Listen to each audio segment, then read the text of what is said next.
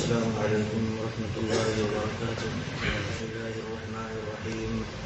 والصلاة والسلام على سید الانبیاء والمرسلین نبینا محمد وآلہ وصحبہ اجمعین. اما بعد.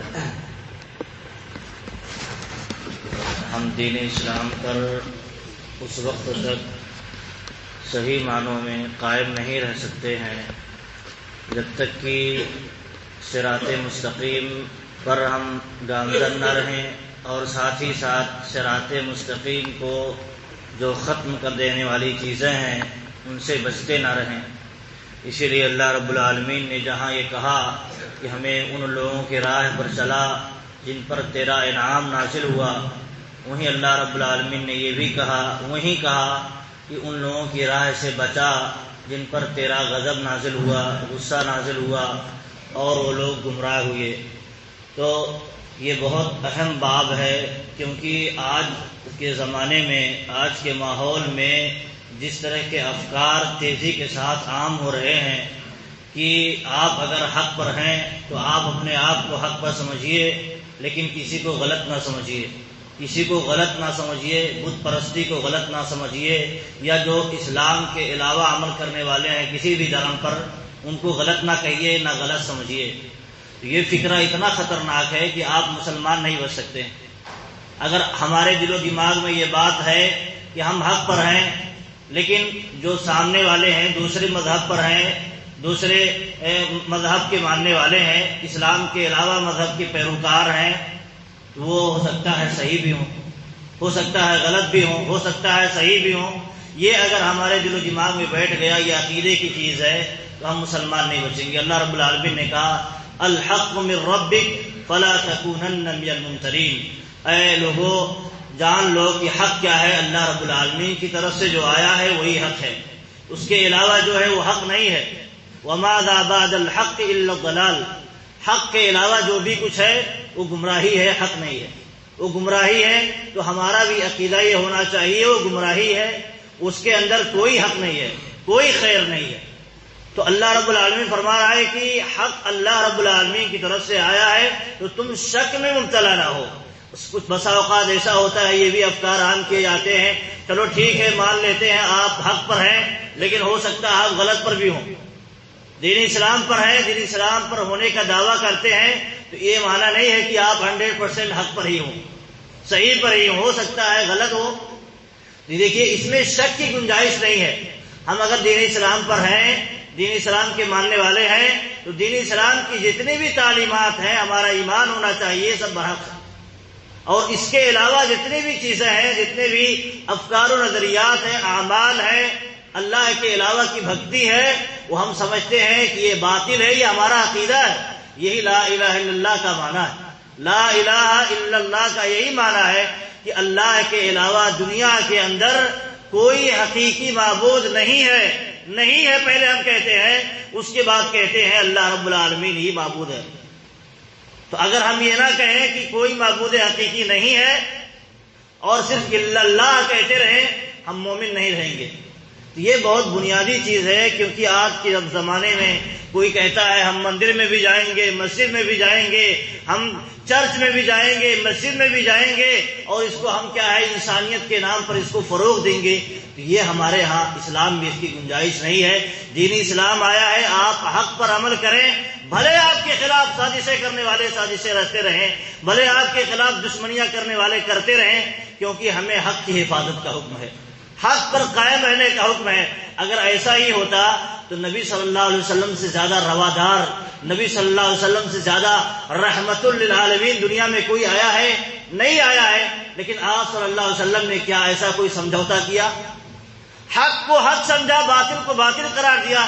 تبھی تو انہیں مکہ سے نکالا گیا، تبھی تو انہیں سزائیں دی گئی، کئی طرح سے انہیں مشکلات سے گھیرا گیا.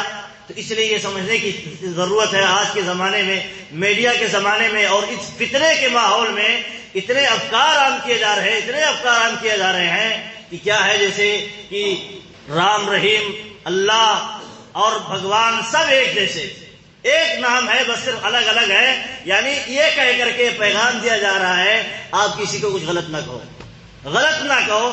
جب غلط نہیں کہیں گے تو آپ کا دین مٹے گا، دین اسلام مٹے گا. دین اسلام پرچار جب نہیں ہوگا، اس کو عام نہیں کیا جائے گا تو یہ پھیلے گا نہیں. اور جو دوسرے مذہب کے لوگ ہیں ان کے مذہب کا کوئی نقصان نہیں. ان کے مذہب کا اس لیے نقصان نہیں ہے کیونکہ ان کا کوئی دھرم ہی نہیں. کوئی مستقل جو پیدا ہونے سے لے کر کے مرنے تک کی ساری رہنمائیاں کرتا ہو کوئی دین نہیں ہے. وہ کبھی یہاں سے لیتے ہیں، اسلام سے کچھ لے لیتے ہیں، کبھی کسی اور دھرم سے کچھ لے لیتے ہیں. کوئی کبھی دستور جو بنا ہوا رہتا ہے، ملک کا قانون جو بنا رہتا ہے اس سے کچھ لے لیتے ہیں. ان کا کوئی دھرم نہیں ہے، ان کا کچھ نہیں بگڑنے والا.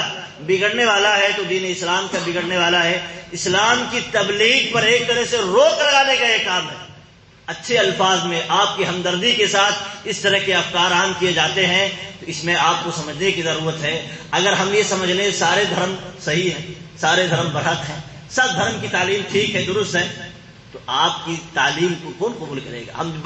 ہم ہندو ہیں، ہم غیر مسلم ہیں تو ہم راضی ہیں کیونکہ یہ صحیح ہے، یہ بھی صحیح ہے. تو ہم جب صحیح پہ ہیں تو آپ کی بات کیوں مانیں؟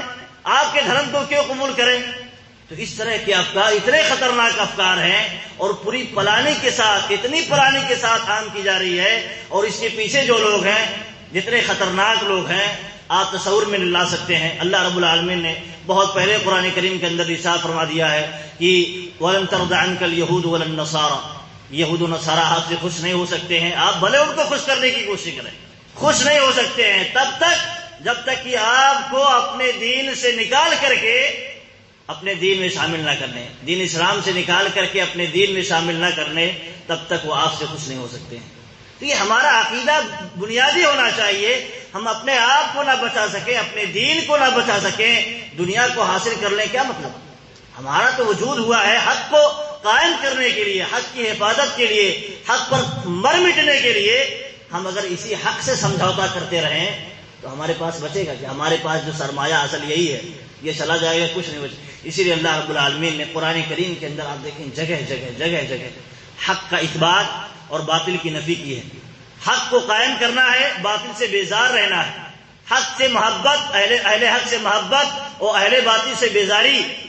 اس طرح کی بہت ساری چیزیں بھری ہوئی ہیں کیونکہ یہ نہیں رہے گا تو ہم غیروں سے متاثر ہو سکتے ہیں، اور جب غیروں سے متاثر ہو جائیں گے تو ہمارا ایمان جاتا رہے گا، ہمارا حق جاتا رہے گا اور حق اور باطل ملتبس ہو جائے گا، خلط ملط ہو جائے گا، حق اور باطل کی تمیز نہیں ہو پائے گی. تو بہت ضروری ہے کہ ہم جہاں صراط مستقیم کو جانیں وہیں جو صراط مستقیم کو توڑنے والی چیزیں ہیں، صراط مستقیم سے پھیرنے والی جو چیزیں ہیں ان کو بھی جانیں اور ایمان رکھیں کہ وہ غلط راستہ ہے، جو صراط مستقیم ہے وہی صحیح راستہ ہے. تبھی ہم جا کر کے مومن رہ سکتے ہیں. ورنہ اگر ہمارے دل و دماغ میں یہ شک پیدا ہو گیا ہم اسلام پر ہیں، ہو سکتا ہے یہ غلط بھی ہو، وہ جو غیر اسلام پر ہیں ہو سکتا ہے وہ صحیح پر بھی ہو. تو یہ کیا ہے؟ صریح کفر ہے. صریح کفر ہے. بھلے آپ نماز پڑھتے رہیں، بھلے آپ صدقات و خیرات کرتے رہیں، یہ عقیدے کی چیز ہے. یہیں سے اسلام، لا الہ الا اللہ کے ذریعہ ہم اسلام میں داخل ہوتے ہیں. تو یہیں سے تعلیم ہے. یہ آپ حق کو حق سمجھیں، باطل کو باطل سمجھیں. یہ اگر نہیں معیار رہا تو آپ مسلمان بھی نہیں رہے. اسی لیے اللہ رب العالمین نے صراط الذین انعمت علیہم جہاں کہا وہیں کہا غیر المغضوب علیہم ولا الضالین. اور آپ دیکھیں ایک بات یہ ہے کہ اللہ رب العالمین یہاں ایک حکم دیتا ہے، آپ مسلمانوں کے راستے پر چلیں، اچھے لوگوں کے راستے پر چلیں، جو ان کا عمل ہے، جو ان کا طرز طریقہ ہے، جو انہوں نے اختیار کیا ان کے راستے پر چلیں. جو غیر لوگ ہیں، غیر مسلمان ہیں، غیر مسلم ہیں، ان کے طریقے پر آپ نہیں چل سکتے. اسی لیے اللہ کے نبی صلی اللہ علیہ وسلم نے فرمایا من تشبہ بقوم فہو منہم، جو کسی قوم کی مشابہت اختیار کرتا ہے وہ اسی میں سے ہو جاتا ہے. تو اہل علم کہتے ہیں اگر الفاظ میں مشابہت اختیار کرے، الفاظ میں، تو اس الفاظ میں انہی جیسا ہے. وہ اپنی جو پہچان ہے کھو دیا، تو اپنی پہچان جب کھو دیا کسی کی تقلید کر رہا ہے، کسی کی نقالی کر رہا ہے، کسی کی ایکٹنگ کر رہا ہے، انہی جیسا ہو گیا. آپ کی پہچان نہیں رہی. آپ کے اسلام چاہتا آپ کی ایک پہچان رہے، دنیا میں آپ کی الگ پہچان رہے، اسلام پر قائم رہتے ہوئے آپ نمایاں رہیں، آپ کسی کی تقلید نہ کریں، اسلام اور اہل اسلام کی تقلید کریں. تو اسی لیے منع کیا کہ کسی قوم کی تقلید کرنے سے. اسی طرح آپ کفریہ الفاظ میں ان کی تقلید کریں گے، وہ جے شری رام کا نعرہ لگائیں، آپ بھی لگائیں ان کو خوش کرنے کے لیے، تو آپ بھی انہیں جیسے ہوئے. اس کفریہ عمل میں آپ ان کی جیسے ہوگے. تو جس درجے کی کوالٹی میں آپ ان کی مشابہت کریں گے آپ انہیں جیسا ہو جائیں گے. اگر کفر میں ان کی مشابہت کریں گے تو آپ بھی کافر ہو جائیں گے, اور آپ بدعت میں ان کی موافقت کریں گے تو آپ بدعتی ہو جائیں گے, اور ایسے فسق و فجور میں آپ ان کی موافقت کریں گے تو آپ انہیں جیسے اس معاملے میں ہو جائیں گے. اسی لیے آپ دیکھیں عمر فاروق رضی اللہ تعالیٰ عنہ نے بہت اہم بات کہی ہے, بہت اہم بات. اسی سے ہمارا عقیدہ معلوم ہوتا ہے اور حق اور باطل کی تمیز ہوتی ہے, ورنہ انسان مل جائے گا, حق اور باطل خلط ملط ہو جائیں گے. اور فاروق رضی اللہ تعالیٰ عنہ ایک مرتبہ سفر میں تھے تو ایک پانی کا جھیل آیا, پانی کا جھیل, تو اپنے جوتے کو نکال کر کے کندھے پر لے لیا, اسے اپنے جوتیوں کو نکال کر کندھے پر لے لیے. تو ابو عبیدہ رضی اللہ تعالیٰ عنہ کہتے ہیں کہ لوگ اگر آپ کو اس طرح دیکھیں گے امیر المؤمنین تو انہیں اچھا نہیں لگے گا, انہیں اچھا نہیں لگے گا, یعنی یہ عزت کی چیز نہیں ہے. تو عمر فاروق رضی اللہ تعالیٰ نے بہت پیارا اور تاریخی جملہ کہا, وہ ہمیں یاد رکھنے کی ضرورت ہے. کہا کہ لو یقل ذا غیرک ابا عبیدہ جعلتہ نکالا لامت محمد صلی اللہ علیہ وسلم, کہ اے عبیدہ بن جراح, اگر آپ کے علاوہ کسی نے یہ بات کہی ہوتی تو میں اسے لوگوں کے لیے, امت محمدیہ کے لیے بطور عبرت بنا دیتا. یعنی سزا دے کر کے, اس جملے پر سزا دے کر کے اسے آنے والے لوگوں کے لیے عبرت بنا دیتا. کیوں؟ کیونکہ انہوں نے ایک ایسی چیز سے عزت تلاش کرنے کی بات کہی جو اسلام میں عزت کی بات نہیں ہے. پھر آگے جملہ کہا کہ انا كنا اذل قوم فاعزنا اللہ بالاسلام فمهما نطلب العز بغیر ما اعزنا اللہ به اذلنا اللہ. یہ ہم اسلام کے بلبوتے ہمیں اللہ رب العالمین نے عزت دی ہے, اسلام پر عمل کرنے کی وجہ سے عزت دی ہے, ان اعمال کی وجہ سے نہیں جو غیر اسلام ہے. اگر ہم غیر اسلام والے اعمال سے عزت تلاش کریں گے اللہ تعالی ہمیں ذلیل کر دے گا, یہ ہمیں یاد رکھنے کی ضرورت. اپنی پہچان انسان اگر کھوئے گا, اس کے علاوہ اور اعمال میں عزت تلاش کرے گا تو اللہ تعالیٰ اسے ذلیل کر دے گا, یہ ہمیں یاد رکھنا چاہیے. عمر فاروق رضی اللہ تعالیٰ عنہ کا یہ کلام, اللہ رب العالمین سے دعا ہے کہ ہمیں سننے سمجھنے اور اس کے مطابق عمل کرنے کی توفیق دے. آمین. السلام علیکم ورحمۃ اللہ وبرکاتہ.